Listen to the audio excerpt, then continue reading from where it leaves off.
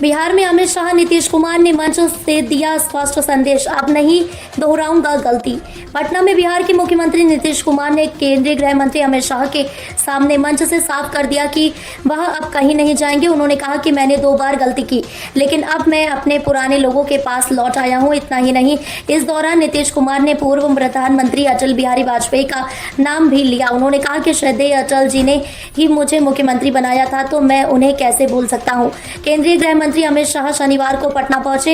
Airport पर भाजपा कार्यकर्ताओं और नेताओं ने उनका भव्य स्वागत किया। इसके बाद अमित शाह भाजपा के प्रदेश कार्यालय पहुंचे, जहां उन्होंने पार्टी के कोर कमेटी के नेताओं के साथ बैठक की। इस बैठक में बिहार की राजनीतिक रणनीति और आगामी चुनावों को लेकर चर्चा हुई। अमित शाह इसके बाद पटना के बापू सभागार पहुंचे। वहां आयोजित कार्यक्रम में उन्होंने 4 विभागों की कुल 823 करोड़ रुपए की योजनाओं का शिलान्यास और उद्घाटन किया। मेरठ जेल पहुंचे बीजेपी सांसद अरुण गोविल, साहिल और मुस्कान को पढ़ने के लिए दी रामायण। मेरठ लोकसभा सांसद और रामानंद सागर के रामायण में भगवान राम का किरदार निभा चुके अरुण गोविल इन दिनों घर घर रामायण बांटने का अभियान चला रहे हैं। खास बात यह है कि उन्होंने मेरठ जेल में जाकर सौरभ हत्याकांड में जेल में बंद साहिल और मुस्कान को भी रामायण पढ़ने के लिए दी। इस दौरान उन्होंने योगी सरकार की 8 साल की उपलब्धियों को जनता के सामने रखा और समाजवादी पार्टी प्रमुख अखिलेश यादव पर भी करारा तंज कसा।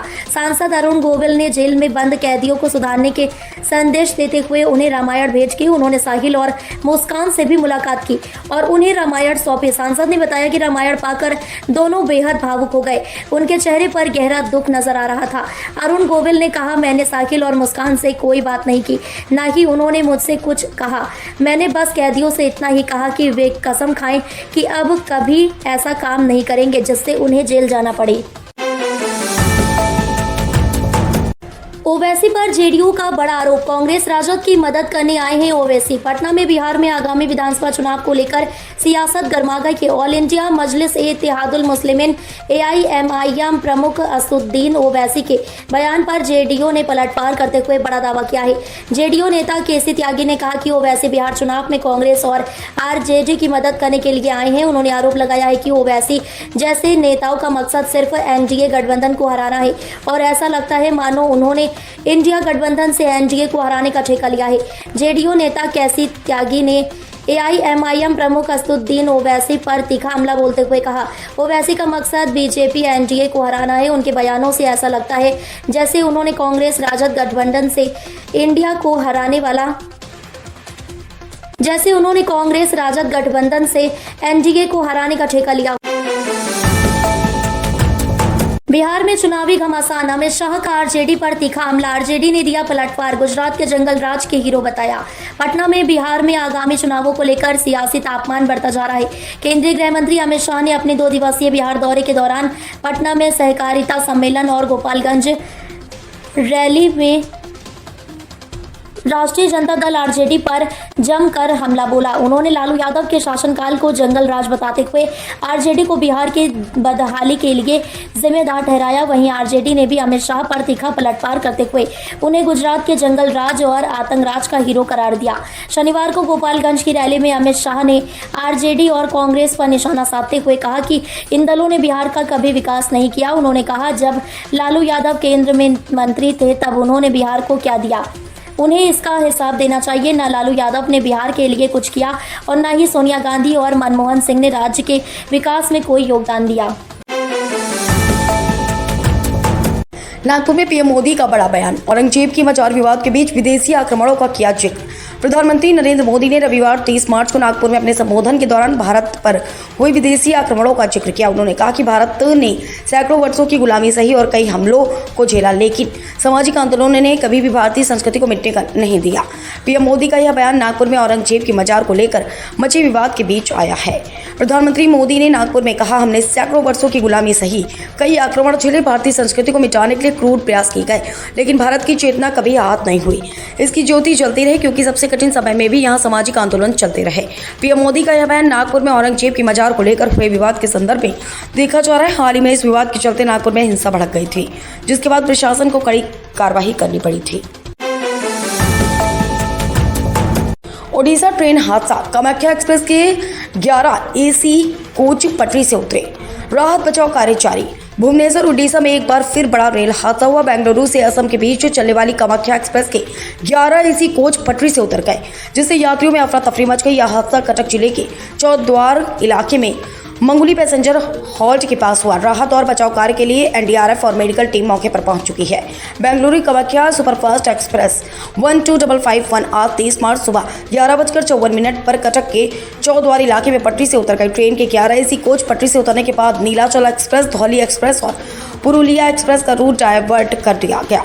रेलवे अधिकारियों के अनुसार राहत और बचाव कार्य तेजी से चल रहा है। ईस्ट कोस्ट रेलवे ACOR के मुख्य जनसंपर्क अधिकारी CPRO अशोक कुमार मिश्रा ने बताया कि हादसे में कोई हताहत नहीं हुआ। उन्होंने कहा, अब तक की जानकारी के अनुसार 11 एसी कोच पटरी से उतर गए, लेकिन किसी भी यात्री को चोट नहीं आई। सभी यात्री सुरक्षित हैं। तेजस्वी यादव के बयान पर JDU का पलटवार। राजीव रंजन प्रसाद बोले, अगर नीतीश कुमार की जीवन रक्षक दवा नहीं मिलती तो बिहार की राजनीति में एक बार फिर सियासी घमासान मचा हुआ है। राष्ट्रीय जनता दल RJD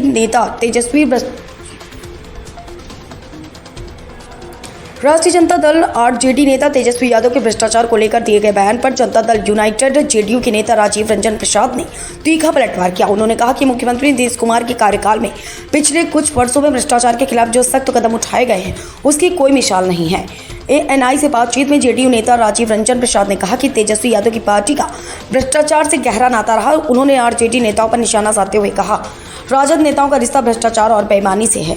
उनके खिलाफ कई मामले अदालतों में लंबित है। इसके बावजूद भी तेजस्वी यादव अब नैतिकता का ज्ञान दे रहे हैं। राजीव रंजन ने कहा कि जनता ने कभी न कभी जरूर सोचा होगा कि लालू प्रसाद यादव को एक समय भारी जनादेश मिला था, लेकिन 2010 तक स्थिति ऐसी हो गई कि पार्टी महज 22 सीटों पर सिमट गई थी। पटना में बिहार सरकार ने भूमि सर्वेक्षण के लिए आवेदन की अंतिम तिथि को कुछ दिनों के लिए बढ़ाने का निर्णय लिया है। इस फैसले की घोषणा राज्य के भूमि सुधार और राजस्व मंत्री संजय सरावगी ने की। उन्होंने बताया कि अब 31 मार्च के बाद भी लोग ऑनलाइन या ऑफलाइन आवेदन कर सकेंगे। हालांकि आधिकारिक अंतिम तिथि 31 मार्च की है, लेकिन इसके बाद भी पोर्टल को कुछ दिनों तक खुला रखा जाएगा, ताकि जो लोग अब तक अपने भूमि दस्तावेज नहीं जमा कर पाए हैं, वे इस प्रक्रिया को पूरा कर सकें। राजस्व मंत्री संजय सरावगी ने बिहार के लोगों से अपील की कि वे जल्द से जल्द अपने भूमि दस्तावेज पोर्टल पर अपलोड करें या ऑफलाइन जमा कराएं। उन्होंने कहा कि जिन लोगों के पास कम दस्तावेज उपलब्ध हैं, वे भी आवेदन कर सकते हैं। बाकी आवश्यक दस्तावेज बाद में जमा किए जा सकते हैं। मंत्री ने कहा, हमारी सरकार यह सुनिश्चित करना चाहती है कि कोई भी व्यक्ति भूमि सर्वेक्षण प्रक्रिया से वंचित न रह जाए। जिनके पास अभी सभी दस्तावेज उपलब्ध नहीं है, वे भी अपने पास मौजूद कागजात के आधार पर आवेदन कर सकते हैं। विद्युत जामवाल ने KRK को सिखाया गीता का पाठ। कहा, वह महिलाओं के खिलाफ जहर उगलता है। बॉलीवुड के एक्शन हीरो विद्युत जामवाल अपनी फिल्मों के लिए अक्सर चर्चा में रहते हैं, लेकिन इस बार वह KRK कमाल राशिद खान के खिलाफ अपने कड़े रुख को लेकर सुर्खियों में हैं। विद्युत ने KRK की महिलाओं पर अपमानजनक बयान देने वाले वीडियो को शेयर करते हुए उन्हें गीता का पाठ पढ़ाया और उनकी आलोचना की। विद्युत जामवाल सोशल मीडिया पर काफ़ी एक्टिव रहते हैं और बेबाकी से अपनी राय रखते हैं। हाल ही में उन्होंने अपने इंस्टाग्राम अकाउंट पर एक वीडियो शेयर किया, जिसमें उन्होंने KRK को जमकर लताड़ लगाई। इस वीडियो में KRK के कई पुराने वीडियो क्लिप्स का संकलन है, जिनमें वह महिलाओं, अभिनेत्रियों और कई बॉलीवुड सितारों के लिए आपत्तिजनक बातें बोलते नजर आ रहे हैं। KRK खुद को फिल्म समीक्षक बताते हैं, लेकिन अक्सर अपने वीडियो और ट्वीट्स में वह बॉलीवुड सितारों का मजाक उड़ाते हैं और विवादित बयान देते रहते हैं। KRK कई बार कानूनी पचड़े में भी फंस चुके हैं, लेकिन इसके बावजूद उनकी हरकतें जारी हैं। विराट रोहित फिर जाएंगे ऑस्ट्रेलिया। टीम इंडिया के अगले दौरे का शेड्यूल जारी। नई दिल्ली में भारतीय क्रिकेट फैंस के लिए बड़ी खबर आई है। विराट कोहली और रोहित शर्मा को एक बार फिर ऑस्ट्रेलिया में खेलते देखने का मौका मिलेगा। क्रिकेट ऑस्ट्रेलिया ने भारत के आगामी दौरे का शेड्यूल जारी कर दिया है। यह दौरा अक्टूबर-नवंबर 2025 में होगा, जिसमें भारत और ऑस्ट्रेलिया के बीच 8 मैचों के व्हाइट बॉल सीरीज खेली जाएगी। भारत का यह दौरा 19 अक्टूबर से शुरू होगा और 8 नवंबर तक चलेगा। खास बात यह है कि सीरीज के सभी 8 मैच ऑस्ट्रेलिया के अलग अलग शहरों में खेले जाएंगे। बॉर्डर गावस्कर ट्रॉफी के बाद कयास लगाए जा रहे थे कि विराट कोहली और रोहित शर्मा का ऑस्ट्रेलिया दौरा खत्म हो गया है। ऐसी अटकलें थी कि वह टेस्ट सीरीज के बाद शायद दोबारा ऑस्ट्रेलिया नहीं जाएंगे, लेकिन अब व्हाइट बॉल सीरीज के शेड्यूल के बाद उनके फिर से ऑस्ट्रेलिया जाने की उम्मीद बढ़ गई है।